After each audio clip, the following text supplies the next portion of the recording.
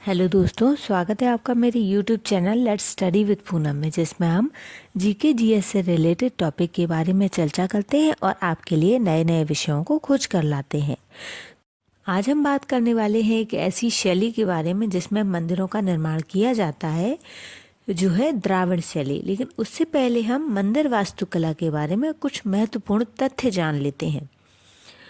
मंदिर निर्माण की प्रक्रिया का आरंभ जो मौर्य काल से ही शुरू हो गई थी, किंतु आगे चलकर इसमें कई सुधार किए गए।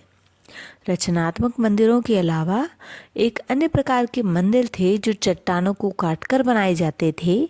इसमें प्रमुख है महाबलीपुरम का रथ मंडपम, जो 5वीं शताब्दी में बनाया गया था।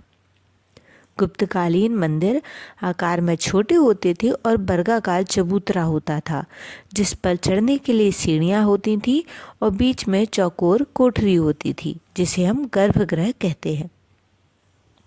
कोठरी की छत भी सपाट और अलग से कोई प्रदक्षिणा पथ नहीं हुआ करता था। इस प्रारंभिक दौर में कई मंदिर थे जो भारत में प्राचीनतम रचनात्मक मंदिरों का एक उदाहरण प्रस्तुत करते हैं, जिसमें तिगवा का विष्णु मंदिर जो जबलपुर मध्य प्रदेश में स्थित है, भूमरा का शिव मंदिर जो सतना मध्य प्रदेश में स्थित है, नचना कुठार का पार्वती मंदिर जो पन्ना में स्थित है, देवगढ़ का दशावतार मंदिर जो ललितपुर में, और भीतरगांव का मंदिर जो कानपुर में स्थित है।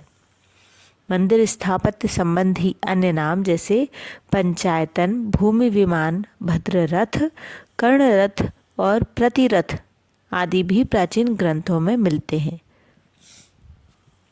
6ठी शताब्दी ईसा तक उत्तर और दक्षिण भारत में मंदिर वास्तुकला शैली लगभग एक समान थी, लेकिन 6ठी शताब्दी के बाद प्रत्येक क्षेत्र का भिन्न भिन्न दिशाओं में विकास हुआ। आगे ब्राह्मण हिंदू धर्म के मंदिरों के निर्माण में 3 प्रकार की शैलियों नागर, द्राविड़, वेसा शैली का उपयोग किया गया। उन्हीं में से आज हम द्राविड़ शैली को पढ़ने वाले हैं। द्राविड़ शैली के मंदिरों में गोपुरम, विमान मंडप, जटिल नक्काशी और मूर्तियां प्रमुख विशेषताएं रहती थीं।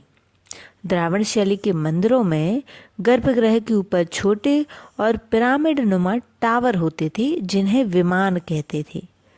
द्राविड़ शैली के मंदिरों में प्राकार यानी चहार दीवारी, गोपुरम यानी प्रवेश द्वार, वर्गाकार या अष्टकोणीय गर्भगृह जिसे रथ कहा जाता था, और मंडप यानी नंदी मंडप, और विशाल संकेंद्रित प्रांगण और अष्टकोण मंदिर संरचनाएं होती थीं। चोल राजवंश ने द्राविड़ शैली के मंदिरों के संरक्षण, निर्माण और मूर्तिकला को विशेष प्रोत्साहन दिया। द्राविड़ शैली की शुरुआत 8वीं शताब्दी से हुई थी और 18वीं शताब्दी तक दक्षिण भारत में इसका प्रचलन रहा। कृष्णा नदी से लेकर कन्याकुमारी तक द्राविड़ शैली के मंदिर पाए जाते हैं। द्राविड़ शैली के मंदिरों में प्रांगण में छोटे बड़े कई मंदिर, कक्ष और जलकुंड होते हैं। इन मंदिरों में विमानों के ऊपर मूर्तियों की संख्या बढ़ती गई। इन मंदिरों में गर्भगृह के बाहरी दीवारों पर उकेरे गए देवता को गोष्टम कहा जाता था। द्राविड़ शैली में कुछ मंदिर जो निर्माण किए गए हैं, कुछ प्रसिद्ध मंदिरों के बारे में जानते हैं। तो मीनाक्षी मंदिर जो मदुरई में स्थित है, वो द्राविड़ शैली में ही बना हुआ है।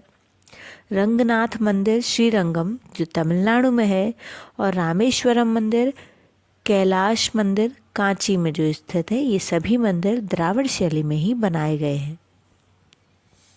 द्राविड़ शैली की एक विशेष बात है कि इस शैली में बनाए गए मंदिर बहुमंजिला होते हैं। पल्लवों ने द्राविड़ शैली को जन्म दिया और चोल काल में उसने ऊंचाइयां हासिल की, और विजयनगर काल के बाद यह ह्रासमान हुई। चोल काल में द्राविड़ शैली की वास्तुकला में मूर्तिकला और चित्रकला का संगम हो गया।